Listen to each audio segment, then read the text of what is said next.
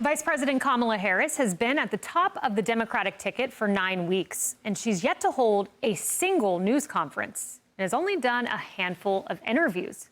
And this is despite early voting. It's already underway, and the Harris campaign just doesn't see an issue with it.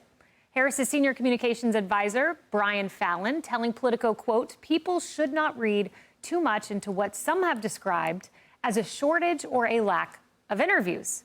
Quote, she had a lot of work that she had to do in a very truncated schedule just to get the campaign off the ground. And former Atlanta mayor turned Harris advisor Keisha Lance Bottoms claims the VP is, listen to this, just too busy for interviews. We saw Vice President Harris at the rally today in Georgia. She's going to be in Wisconsin tonight, yet she's not sitting down for regular interviews or fielding questions from the press, certainly not to the degree that her counterpart Donald Trump is. Why? Well, Jake, she's done interviews, and I know that we would love, or you would love, to see her sit down every single day with CNN and do interviews, but she's a very busy person. She's the vice president as well as a candidate, and we heard her today talk about her views on these policies. It may not be in the format that the media would like. It may not be that she's sitting down doing a one-on-one interview. Okay, so Guy, look, the American people are not sitting around tallying how many interviews each campaign's doing. I know we do that in the media. The American people are not.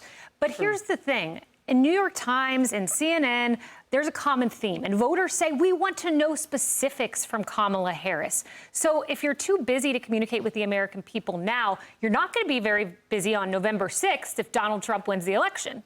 When you're running for president, you are a busy person. And part of the busyness is answering questions about what you would do if you were elected president.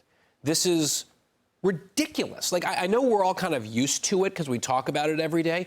It is ridiculous. This woman has been a candidate for the presidency for 2 months, and she has done 0 press conferences, 1 solo televised interview, which was local, and 1 joint national TV interview.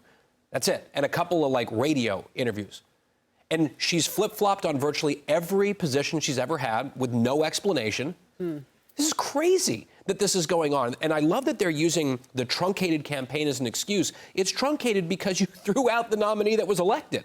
That's their problem, not the American voters' problem. Yeah, well said. You know, and Morgan, you and I, we've both worked for principals, you Pompeo, me Trump, and you go to them with a list of interviews and say, hey, I recommend this one, don't recommend this. Like this, you're going to get bang for your buck. A lot of people watch this channel. But her staff, you think they're just going and saying our strategy is risk aversion, do nothing? Yes, and they're getting away with it. Yes. So that's why they're going to do that. I mean, I was lucky because I never had to worry about Mike Pompeo giving an interview. It was pretty easy to prep him. And if he was going to make news, I knew about it ahead of time. Although we made news on TikTok with Laura Ingraham, and we didn't mean to in 2020 in the election. So it's interesting. So having worked for a principal before in this role, I had a lot of faith and confidence in Pompeo that he would be fine in the interviews. He knew the issues. He barely needed prep. Her staff obviously has a bigger challenge, and they've decided in order to mitigate risk, they're going to keep her away from the interviews. They will continue to do it as long as they can get away with it. And they have an important surrogate vouching for them on this. Let's bring in Hillary Clinton on this topic.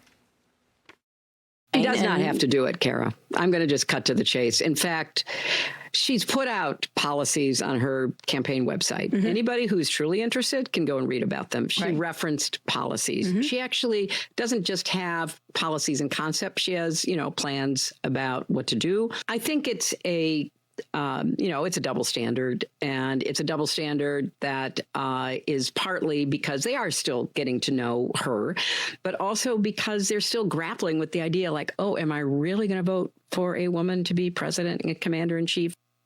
So, Emily, it's a double standard, and it's sexism to ask her for specifics on how to reduce inflation. Well, look, the only person still obsessed with the gender of the commander-in-chief is Hillary Clinton. I will say this, no matter how busy you get, and I venture to say we're all pretty busy on this couch, you're never too busy for your boss. You always pick up when your boss calls. And to me, these people have not demonstrated that their boss is us, because we continue to pay the salary of Vice President Kamala Harris. It is not too much to ask for a news conference to say, tell us what you've been doing. You're very busy doing something? Well, then what are those receipts? What are the deliverables? Because I have yet to be able to articulate, one, in your time as Vice President, and secondly, Do not try to explain away the fact that there's a different candidacy and campaign happening, because we all know that it's a plug-and-play situation. Yeah. All they had to do was switch out, Control X, whatever, Joe Biden for Kamala Harris, as evidenced by when her policies were released. There were 19 instances of Joe Biden's name still in there. So all of that is absolute, to quote the president, if he is still one, malarkey. Yeah, and Joe Biden is going on The View, so it's a little bit awkward for the lame duck president to be doing an interview with leftist, and you can't even do an interview with like-minded leftists on The View. Yeah, so if you just look at where she has sat, it is interesting that perhaps she's choosing places where she knows that she won't get a lot of pushback, where she can drone on her favorite topic, and that is hating Trump. And nobody will interfere with that because perhaps they hate him too. So whatever it is, it's just a train going down the tracks, and they're just people waving at it. I mean, that's how her interviews feel. But two numbers to concentrate on. 64 days since the bloodless coup, is what I call it, which put Biden, out of office, basically, beyond this year, and her on the top of the ticket for the Democrats. And 43, the amount of days left until Election Day. And one other set of numbers, the dates for wherever you live for early voting. You're hearing Donald Trump start to talk now and his surrogates about early voting. You definitely want to do that while you're leading in the polls. In the battleground states, when you look at the aggregate of polls, Real Clear Politics, any of them, nationally, tighter than that. But he's got a leg up still in the battleground states because most of them are focused on the economy.